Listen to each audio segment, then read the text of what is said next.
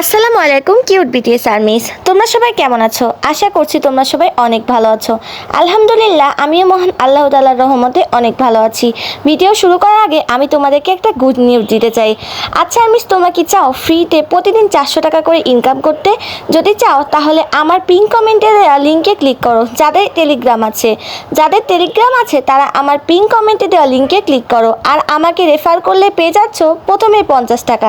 এছাড়াও প্রতিদিন 20টা করে অ্যাড দেখে তোমরা পেয়ে যাচ্ছ 400 টাকা, এবং তোমরা কিন্তু 1000 টাকা হয়ে গেলে নগদ এবং বিকাশ দ্বারা তুলে ফেলতে পারছো। সো চলো আর্মিস, আজকের ভিডিওটি শুরু করা যাক। আচ্ছা আর্মিস, তোমরা কি জানো বিটিএস মেম্বারদের মধ্যে সব থেকে বেশি আইকিউ লেভেল কার আছে? না জেনে থাকলে আজকের ভিডিওটি তোমার জন্য। কিন্তু তার আগে তুমি যদি একজন রিয়েল বিটিএস আর্মি হয়ে থাকো তাহলে প্লিজ ভিডিওতে একটা লাইক দিয়ে চ্যানেলটিকে সাবস্ক্রাইব করে দিয়ে যাবে। নাম্বার 1 আরএম এর আইকিউ লেভেল সব থেকে বেশি, কারণ আরএম বিটিএস গ্রুপটাকে নিজের মতো করে নিয়ন্ত্রণ করে।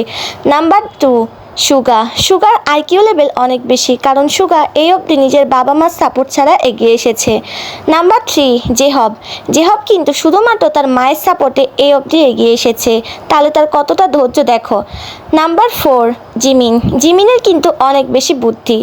নাম্বার 5 ভি এর আইকিউ লেভেলও কিন্তু অনেক বেশি।